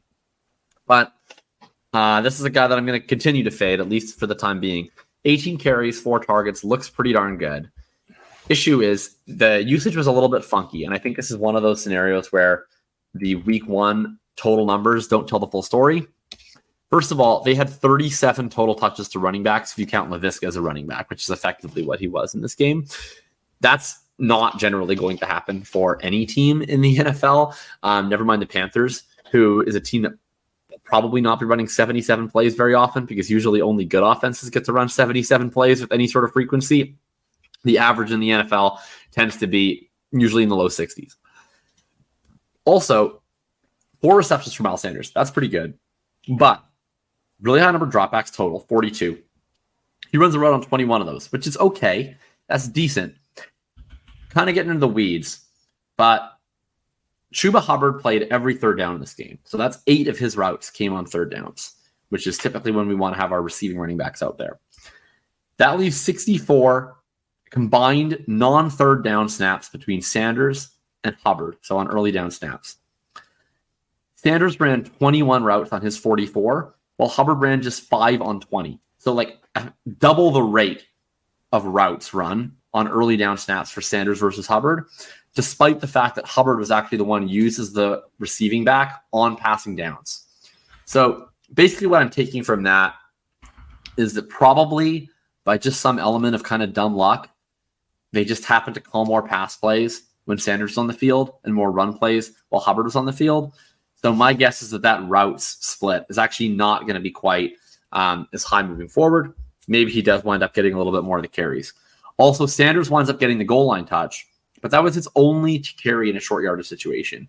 Total 6 short yardage carries, 1 goes to Sanders, 4 go to Hubbard, 1 go to Laviska Shenault. So while the total usage looks pretty good, a lot of that is due to the plays run. And I think when you dive a little further into the stats, it's a little bit noisy. Sanders still profiles as an early down only back who is losing some element, really most of the short yardage.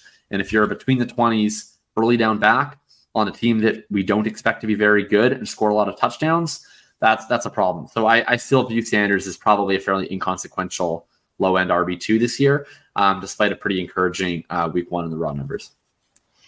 Yeah, I actually, when I went through it, I didn't realize the intricacies of the routes run. What I saw was that there was 2-to-1 routes run for Miles Sanders versus Chuba Hubbard.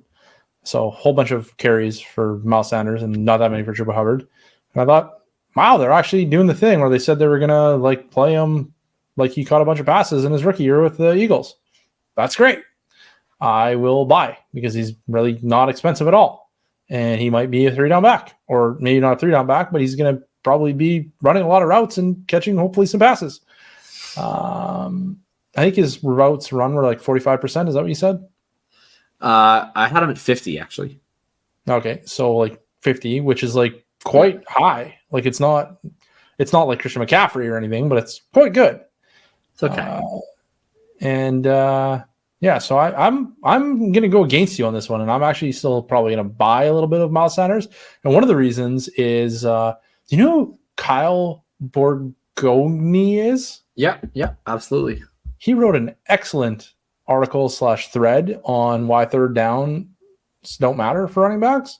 Have you read it? Yeah, I saw that. And he's totally right. It's just usually that the third downs usually matter as like a proxy of things that do matter, but third downs themselves are very useless snaps. Yeah. So I'm not that concerned that Chuba Hubbard ran a bunch of the third downs. Yeah, whatever. What matters is he ran the routes, and he did run the routes. And maybe it was all happenstance and it just happened to work out that way, but it also might have just been the way it worked out. He played a lot of snaps, and therefore he was on the field a lot. We'll see. My bigger concern would ultimately be the touches. Like 22 touches is incredible, but 22 out of 37 total running back touches. I do think that that's an extreme number. I think to some extent though, like I don't think that those rates to scale. I think you'll see teams kind of cap out how much touches they give to one guy, and so if there's less total running back touches, maybe it's a higher percentage. But just the fact that they were still using Chuba in high leverage situations and in short yardage tells me it's a part of the offense. So I don't know. I'm out on Sanders, but I get your point. I guess my question would be like, how high do you think the ceiling really is for this guy in this offense? And that's part of the issue is it's not that high. Like it's maybe a high end RB2 is probably what you're getting, which I don't think is that expensive though. Where I'm like, that's fine. Like I would take that. And like I've one way to trade for him, like a second. Yeah, I mean, sure, like a mid to late second is fine. I'd probably again second. I'm probably not going early second because I really like early second round picks, but I would certainly give a mid second for him, and I'd probably throw a little on top, like I don't know, something else on top, like another player that I don't really like that much. I think I had him in preseason. I had him in my mid second tier, and that's probably where I would keep him. I felt like this was a better performance than I expected coming into the season. So it was better for sure in terms of the raw stuff. I thought that the rotations were mostly kind of what I expected, But I just think that the 77 plays is providing a little noise on the raw touchdowns. Yeah, I think most that's times that we outrageous. run They're this not gonna run simulation on how many games they play, it's like 13-3 instead of 18-4. Fair. All right, so that is Miles Sanders. And if you want to find that article, the guy's name is Kyle Borgoni, and it's at Kyle_Borg. And just search his name with third downs for RBs are largely, and then you'll find it. It is a really great point. The thing is, like, we don't usually like third downs are almost a proxy variable. It's like we want the running back who plays the third downs because that's usually also the running back who plays the 2-minute drill and who runs a lot of routes generally and gets passing work generally. But like, the times that we do see a back who's like purely a third down back, like the Lions last year. Remember when I was like, it was actually a 3-way committee, and you were like, no, it wasn't because he didn't have any touches. I was like, but look at the snaps. And it was like, yeah, because every week Justin Jackson was playing every third down and never getting a touch. So it was like a committee. He was playing. He was like eating snaps, but he was on the field, but he may as well have been the water boy. Yeah. Anyways, okay, so our last topic, Zay Flowers. I got him in here as the biggest fraud. This is the biggest disagreement for sure.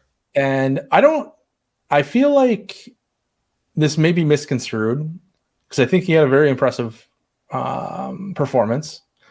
I think where I'm feeling like he's fraudulent is what I've been seeing people talk about his value at. And that's where I'm drawing the line. And I'm like, I don't think he's there yet. I think he's probably a very, very good wide receiver. So, like, let me just back up a second. Zay Flowers had a really high target share. I forget what it was, 30 or 40%. It was an outrageous target share. He basically swept everyone else out of the building. So great for him. That target share it was only a 2.6 average depth of target. So it seemed like a guy they wanted to get the football into his hands. Unfortunately, that was like the only way that they got the football into his hands, it felt like. And that was disappointing. And Mark Andrews wasn't there. So Mark Andrews, ultra target earner, comes back, takes 25% of the targets. And the Ravens also didn't pass all that much. So I felt like the Todd Monken thing was a bit overblown. And now I'm like, are we just getting more of the same? Where we're getting 30 pass attempts a game. We're going to get 25 to Mark Andrews. We're going to get a bunch of low ADOT targets to Zay Flowers. And he's going to be a really nice player. He's definitely an NFL player. No question about it. There's no bust factor here. I just don't know how high the ceiling is. And I'm not willing to go to he'll develop into like this really great wide receiver at this point.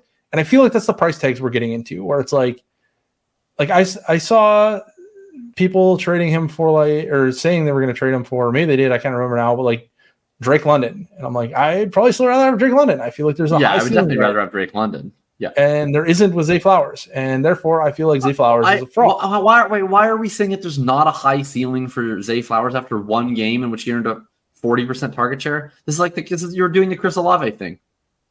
You're just like saying there isn't a high ceiling, like in a tautological manner. 2.6 ADOT. This is one fucking game. Yeah. We've only got one game. Why would you go to best case scenario on a player who's only played one game? You're saying that there's no ceiling for a player who has played one game is a categorically insane thing to say. Also, you're doing the same thing that you did with Olave again, where you're holding him against. What you're holding against him is that he's getting too many short area targets. If you just took away some of the short area targets, he could still have like a 30% target share, and then he'd have like an 8 ADOT, and then you'd be like, oh, this guy's good. But because you add a bunch of extra targets to get to this insane target share, now his ADOT's too low. Okay. It's brutal analysis. You are talking about a team that has passed 30 attempts per game forever. We're talking about a player with a different play caller that they have now. Yeah, so we were one game in, and so far it still looks the same. Maybe it'll change. In a game that they won by like 3 touchdowns. I hope it changes. We're one game in. I just don't know why we're rushing out to best case scenario on a player that is in an offense that historically has never passed the football, that has a high target earner that did not play, that peppered him with like manufactured touches. Yes, manufactured touches are good. Guy comes in. They say, man, we got to get this guy the ball. I like that. I guess you don't like it when teams want to get the guy the ball. I like it when also teams wanted to pass him the ball when he wasn't the only option. Okay, well, so far he's played one game. Yeah. And your take on that is that he would be less fraudulent if Mark Andrews was healthy, but Mark Andrews, it's not like he played a bunch of games with a healthy Mark Andrews and was bad. He just has never played a game with a healthy Mark Andrews, so he can't. He can't do things that he's never done. I'm not rushing out the best case scenario and trading for Drake London or any other really good one. No, this is you're like hacking. You're like hacking through the straw. Like, I agree with you that the Drake London thing is crazy. All of our listeners agree with you that the Drake London thing is crazy. There's a big room between trade him for Drake London and he's a fraud. And like that's where sanity reigns, is between. Like I just mentioned, I prefaced by saying this may be misconstrued. I'm not rushing out the best case scenario on this player at this time. I think he's probably. What would you? Let's talk about it in first instead of straw manning Drake London into this discussion. Okay. I'm not trading him mid first. Okay, I'm trading a mid first for him. Absolutely. That's crazy. It's not crazy. We have a first round pick who is productive, who in his very first NFL game, the team is like, we are turning our entire offense into the Zay Flowers show. We need to get him the ball as much as humanly possible. Let's go. Sometimes it doesn't have to be hard. A mid first round pick at this point of the year could not be a mid first round pick. It could be Drake May. It could be Marvin Harrison Jr. I'm not willing to forego the opportunity to get one of those players onto my team for Zay Flowers. That's really what it comes down to. Every league might be a little bit different, but I would say that this year, I think that there is less elasticity to mid-first than usual, based on the fact that there are, in most of my leagues, 2 to 3 to 4 teams that are actively trying to lose every single game on purpose to get Caleb Williams. That's a good point. There is a generational quarterback. Like I normally I would totally agree with you, and it's totally a league to league thing. Everybody listening, you know what your league is like. Yeah. But most of my leagues this year, it's like more segmented, where it's not like there's just a bunch of bad teams. It's like for instance, I have some picks in some leagues where I just have a really shitty team's pick. Like I just have a manager who's just a really low value team and their team is just naturally bad.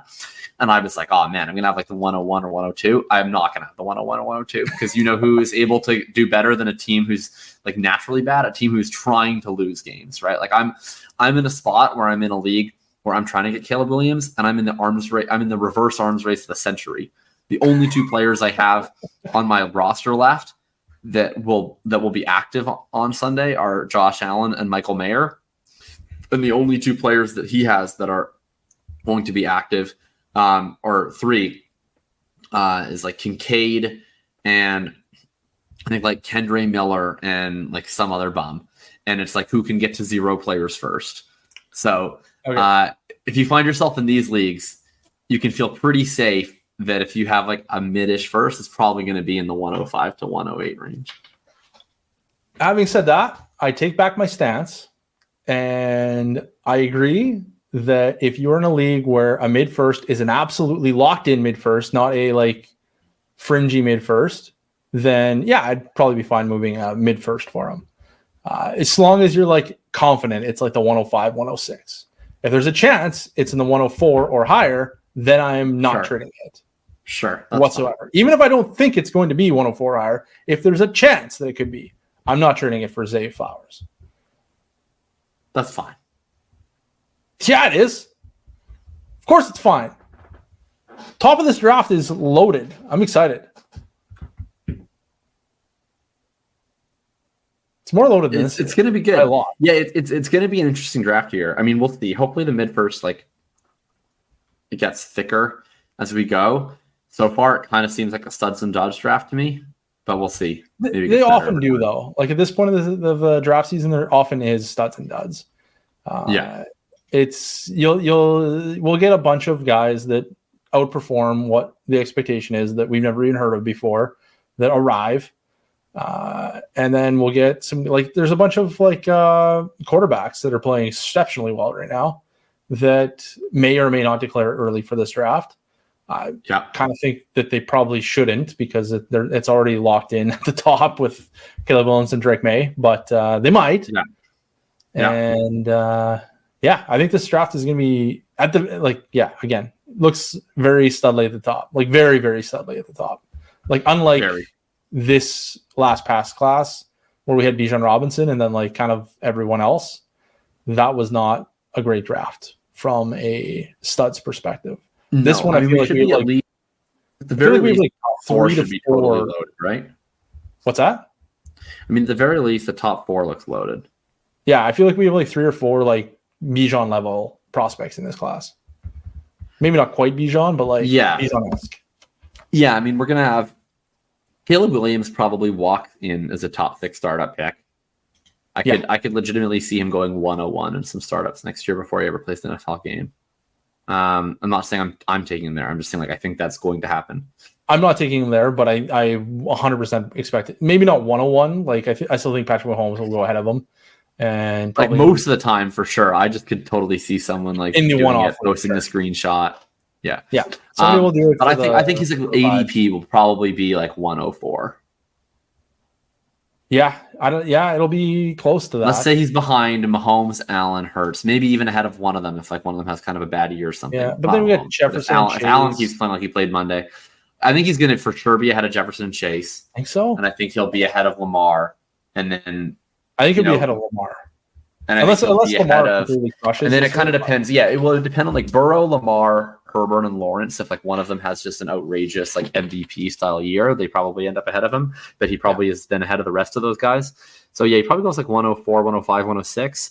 I think Marvin Harrison will like walk into the league with kind of CeeDee Lamb, Garrett Wilson, like Amon-Ra, like tier value. Yeah, I think he'll be a wide receiver 3 out of the gate, basically. Yeah, I think he'll be like an early second round pick. And then, I mean, I think May probably would have been for most people the best quarterback in this past year's class. So if Bryce Young was going in the late second, May probably starts going in the mid to late second. And then we'll see with Brock Bowers. But I think, he probably a little more draft capital and landing spot dependent, but I could easily see him going in like the 3rd round. So it's going to be a pretty crazy top 4. Yeah. And I haven't even mentioned a running back yet. And then some running back is going to get good draft capital with a good team, and then people are going to really love him. So, yeah, which is why I'm like, I'm not that interested in trading. Do you like any of the running backs this year? I kind of don't like the running backs in 2024. Yeah, like there's some interesting ones. I don't like, there's no Bijan. I think TreVeyon Henderson's pretty overrated personally, but I don't know if I should say that yet. I haven't like dug in fully enough to like be just firing off takes, but pretty early to be like throwing the number 1 recruit / number 1 running back for the last 2 years completely under the bus is overrated. It's a little early for that. His freshman year was pretty impressive. I feel like Breece Hall got that actually. He like kind of got skewered after his he was like the number 1 player for like 2 years, and then in his junior year he kind of got skewered. I don't really know why. And then he went to the combine and like crushed the combine, and everyone was like, Breece Hall, let's go. And then, but nobody wanted to say that he was generational, interestingly. No. But I think it's the Iowa State factor. I think people steal the Iowa State and they're like, you're David Montgomery, dude. That was actually what happened. Like in his 3rd year, he was like suddenly like David Montgomery, and people were like, oh, he's not athletic. Then he went to the combine and like exploded the combine. I'm like, how do you like? I don't watch film. Don't get me wrong. I have no idea how to tell somebody's athletic on the freaking TV. They all look athletic to me. But how do you watch David Montgomery and watch Breece Hall and come to the conclusion they're the same guy? Like I just By the way, maybe that's what they look like. Maybe that's Iowa has like a slow field, maybe, and it was just really slow with David Montgomery. I don't know. We could have put this under surprises, but like really encouraging surprises. Good week for the ACL boys. Yeah. Really sad week, obviously, for the Achilles boys. Well, both those who were previously with Achilles and Cam Akers, and then obviously, especially those who have newly ruptured their Achilles. J.K. Dobbins one broke my heart. 20% target share, 79% snaps. I thought I had a massive hit on my hands, and then it was gone like that. Yeah, it was looking great. I was just chimed into a Twitter discussion on J.K. Dobbins. Yeah, and I agree with you on this one. I've been fighting with people on the Discord. People have been saying, like, I mean, I agree with the endpoint sentiment, which is that his fantasy relevant career is probably over. Yeah. But I've seen people being like, you should sell him for a fourth. And I'm like, no. What's the point? Like, I mean, I think I would sell a third for him, or like I'd sell like a player worth a third, because I think at some point in time he's going to be worth a 2 to somebody. I mean, we've seen this come back, time and time again. And at the worst case scenario, like, who are you really drafting the third? A bunch of backup running backs, right? It could probably be that. Contingent upside, like usually not even backups. Usually it's like backups. So right, half the third round running backs we drafted were healthy scratches this week. And one of the second round ones. It's rough. It was rough. So yeah, anyways, it's I would for those that didn't see on Twitter, basically my stance was like you should buy him for anything less than a second, because you'll probably be able to sell him for a second at some point. You'll get that first like we've talked about this in the Discord for years now. You'll get that like first report that's like, oh, he's ahead of schedule, oh, he looks great, oh, like, or he's on schedule, like whatever, and he'll be jumping in the water or running down the track or whatever he's doing. Be some kind of workout video, and everyone will get hyped up, and then he'll line on a depth chart somewhere eventually, because I think he's a free agent after this year, and you'll get like a multitude of stuff. It'd be like you're on the subway, like you just take this stop or the next one or the next one. There's gonna be a bunch of times that you will have an opportunity to get of J.K. Dobbins for probably a reasonably tidy little profit. And I just think you should. I'm not buying him with the intention of holding him forever at this point. I'm buying him with the intention of I'm going to flip him. Like I stash him in my R. My R isn't full. It's fine. We got room. Come on in, and you just sit here for a year, and then we'll punt you once we get to next year's training camp or before, if we start getting the miracle recovery tweets, etc. Holy. So yeah. Anyways, I think this class, 2024 class, super, super strong at the top, and we just don't know about the rest yet. We'll find out. There's some really good prospects, but you never know until you get the draft capital. Like I can list dozens of players that we would have been like, this guy is going to be a first round pick, and then he doesn't even get drafted, or gets drafted in like day 3. Like Equinemius St. Brown is like the first guy I think of. In Devy circles, he was like a first round Devy pick for his entire college career. He declared early for the NFL draft. He like did pretty well at the combine. And then everyone expected him to be drafted on day 2, and he fell all the way to like round 6 or 7. And this, like, so many guys. Do you remember that guy that Washington picked up in like round 6, Kelvin Harmon? Yeah. He was. People had him as the wide receiver 1 in that class before the combine.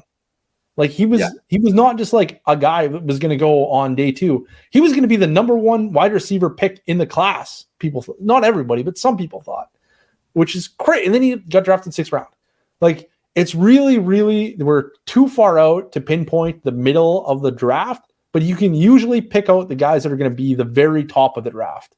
And in this class, we've got 4, and then we're probably going to have, what's that? We got 4 locked.